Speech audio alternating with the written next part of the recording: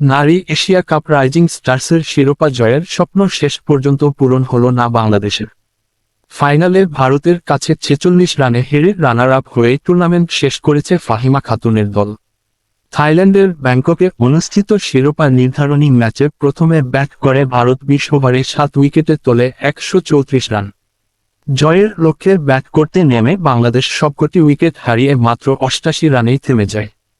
১৩৫ রানের লক্ষ্য তাড়া করতে নেমে শুরুটা মোটামুটি ভালোই ছিল বাংলাদেশের। পাওয়ার প্লেতে ১ উইকেট হারিয়ে ৩৬ রান তোলে দল, কিন্তু এরপরই হঠাৎ ব্যাটিং দশ নামে। নিয়মিত বিরতিতে উইকেট হারাতে থাকে বাংলাদেশ, ফলে ম্যাচ থেকে ছিটকে পড়ে তারা। দলের হয়ে সর্বোচ্চ ২০ রান করেন ওপেনার শামিমা সুলতানা। শারমিন সুলতানা করেন ১৮ রান।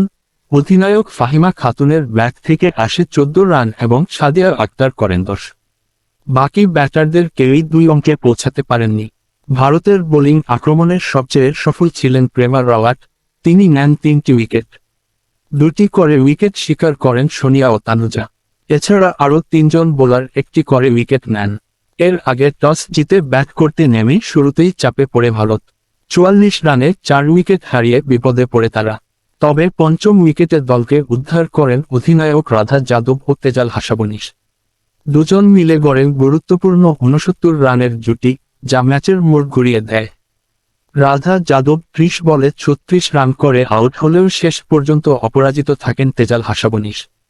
৩৪ বলে ৫১ রানের ঝকঝকে ইনিংসে ছিল ৩টি ৪ ও ২টি ছক্কা। এছাড়া ১৯ রান করেন দীনেশ বৃন্দা। বাংলাদেশের হয়ে বল হাতে সবচেয়ে উজ্জ্বল ছিলেন ফাহিমা খাতুন, তিনি একাই নেন ৪টি উইকেট। আরও ২ বোলার ১টি করে উইকেট পান।